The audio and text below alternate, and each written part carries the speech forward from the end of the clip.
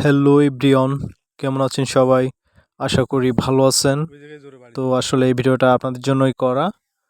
তো যারা ভিডিওটা দেখতেছেন, এই ভিডিওতে দেখা যাচ্ছে দেখেন একটা বিষাক্ত সাপ। মাছ ধরার সময় আসলে এরকম সাপ সচরাচর কিন্তু সামনে পড়ে না, মাঝের মধ্যে পড়ে আর কি। তো যদি এরকম বিষাক্ত সাপ সামনে পড়ে তাহলে কিভাবে মারবেন দেখেন। এটা কিন্তু জীবনের বড় একটা ঝুঁকি এবং রিস্কও বলা যেতে পারে, কারণ এই সাপগুলো খুবই বিষাক্ত এবং মোটাসোটা হয়ে থাকে। আর এই সাপটাকে কিভাবে মারবেন দেখেন। আর সাপ মারা কিন্তু এটা একটা ভালো কাজ, এটাতে কোনো সমস্যা নেই, সাপ মারা যায়। কারণ সাপ হচ্ছে মানুষের প্রকাশ্য শত্রু, সুতরাং সাপ দেখলেই মেরে ফেলুন এবং রিস্ক মুক্ত থাকুন। তো কিভাবে মারবেন দেখেন।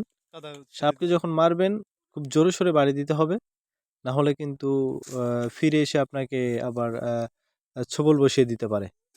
সুতরাং মারলে খুবই জোরে সোরে মারতে হবে। এই যে দেখেন কত বড় একটা সাপ, খুবই রিস্কি। এর মাথাটা এখন থেতলে দিব, কারণ না হলে অন্যকে কামড়ে দিতে পারে। সুতরাং সাপকে মারা কিন্তু সুন্নত, সেই হিসাবে সাপটাকে মারা হলো আর কি।